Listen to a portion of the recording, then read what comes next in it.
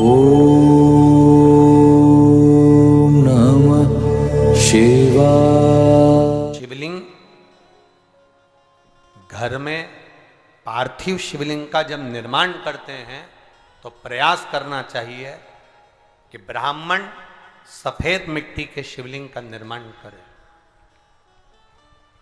वैश्य पीली मिट्टी के शिवलिंग का निर्माण करे, क्षत्रिय लाल मिट्टी के शिवलिंग का निर्माण करे, शूद्र काली मिट्टी के शिवलिंग का निर्माण करे।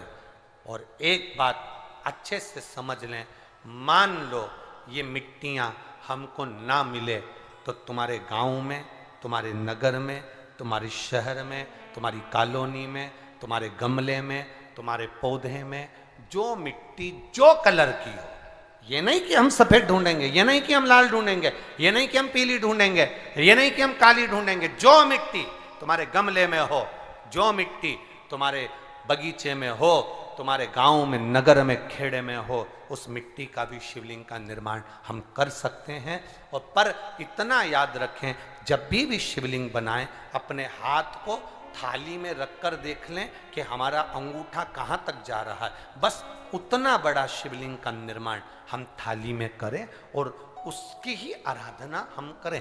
ज़्यादा बड़ा शिवलिंग बनेगा, हम उसकी आराधना करेंगे, हो सकता है बीच में से कहीं खंडित होने लगे, इसलिए छोटा रहे, उसकी आराधना का सुख बढ़ता है, आराधना का सुख बढ़ता है।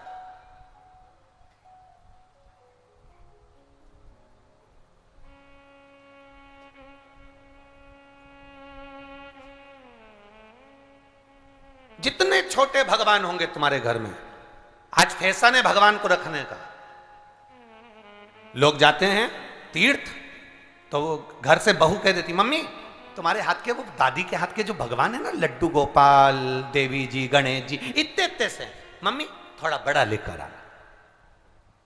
बोलो सही है कि गलत है? बड़ा ले आना। वो गए घूमने, इतने बड़े लड्डू गोपाल लिया है, इतने बड़े ठाकुर जी आ गए, गणेश जी आ गए, यहाँ देवी जी आ गई या देवता जी आ गए, बड़े बड़े लिया है। फिर बड़ा नहीं, बच्चा जितना छोटा होता है, माँ उसको खिलाकर पिलाकर कपड़े बदल कर सुला देती है, और वो बच्चा छोटा है ना तो आराम से अलमस्त रहता है। बच्चा जब बड़ा हो जाता है तो तुम्हारी मर्जी से कपड़े नहीं पहनता, तुम्हारी मर्जी से भोजन नहीं करता, वो अपनी मर्जी से चलता। भगवान की मूर्ति जितनी छोटी होगी उतना सुख देती है, जितनी बड़ी हो जाएगी उतने लाड़ की जरूरत पड़ जाएगी, उतने लाड़ की जरूरत।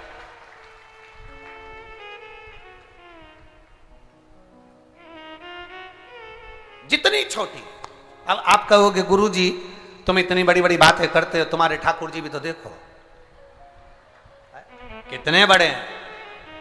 आपको मालूम होगा कि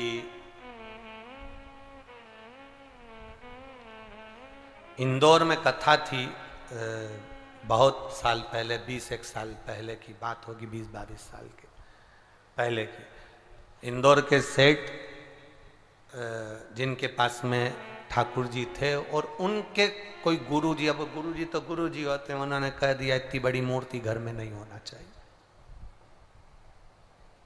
अब उनको कह दिया कि इतनी बड़ी मूर्ति घर में नहीं होना चाहिए, तो वो इनको नर्मदा जी में विसर्जन के लिए लेकर जाने लगे या कहीं देने के लिए जाने लगे।